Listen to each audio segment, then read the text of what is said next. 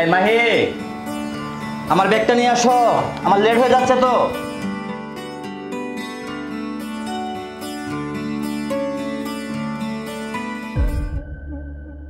বাবা তুমি?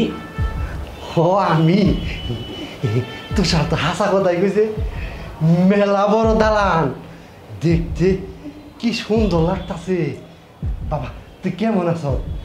ভালো আছো তো? বাবা আমি ভালো আছি, কিন্তু তুমি হুট করে এখানে চলে আসলা কেন বাবা? পোলার কাছে বাবাবো না, এটা একটা কথা হইলো? বাবা তোমার হুট করে আসা ঠিক হয় নাই। আর তুমি যে আসলা ঠিকানা পাইলা কই? আরে বাবা, পোলা এত বড় অফিসার, অফিসারে কেরান আসিনে, জিগাইতে জিগাইতে আই পড়ছি। বাবা তুমি আসছো ঠিক আছে, তুমি এক্ষুনি আমার বাসা থেকে চলে যাও, না গেলে কিন্তু খুব ঝামেলা হয়ে যাবে। ঝামেলা? কি ঝামেলা? পোলার কাছে বাপে আইছে, এনে আমার ঝামেলা কে? বাবা ওইসব তুমি বুঝবা না, তুমি এখন চলে যাও, আমি গিয়ে তোমার সাথে দেখা করবো না।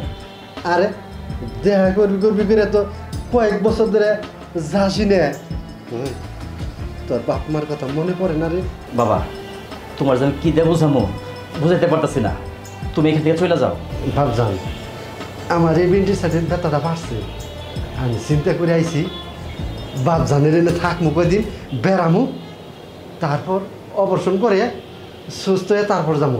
বাবা তোমার চিকিৎসা করামো, তুমি বাড়িতে চলে যাও, আমি বিকাশে তোমার টাকা পাঠাইতে মনে। বাবা আবার বিকাশকে বাবা, আঙ্গ গ্রামে তো ভালো ডাক্তার নাই, সব বলে হাতুড়ি ডাক্তার। আমি শুনছি ঢাকায় বলে বড় বড় ডাক্তার আছে, চিকিৎসা ভালো। বাবা কথা কম কও, এইগুলো উঠাও নিয়ে যাও। বাবা এনে তো আমাকে বাড়ি। কি ব্যাপার, উনি কি? আর বলো না, অসুস্থ মানুষ আইসা টাকা দিতেছে, বলতেছে চিকিৎসা করাবো। এই আপনাকে বলছি না চলে যেতে, চান জানা এখান থেকে। হয়েছে, আমার সামনে আর নাটক করতে হবে না। তুমি যত সব আল্লাহ দাও, এই যে বাইরের লোক। আচ্ছা আপনার কি কোনো জ্ঞান বুদ্ধি নেই? আপনার টাকা লাগবে, পয়সা লাগবে, আপনি অন্যদিকে যান না, না জিজ্ঞেস করে বাসার ভিতরে কেন ঢুকে যান? হ্যাঁ এই আপনার বললাম না যেতে, যান যান যান চলে যান। কি ব্যাপার, আপনি এখনো দাঁড়িয়ে আছেন কেন? আপনার কানে কি কথা যায় না?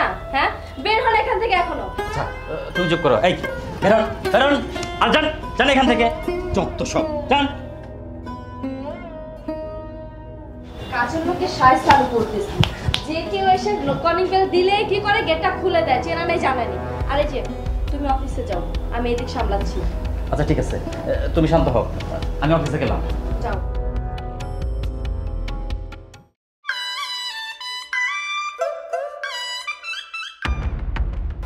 কি ব্যাপার, আব্বা এখানে কে? আব্বা না সকালবেলায় ঢাকায় গেল বড় মেয়ের কাছে।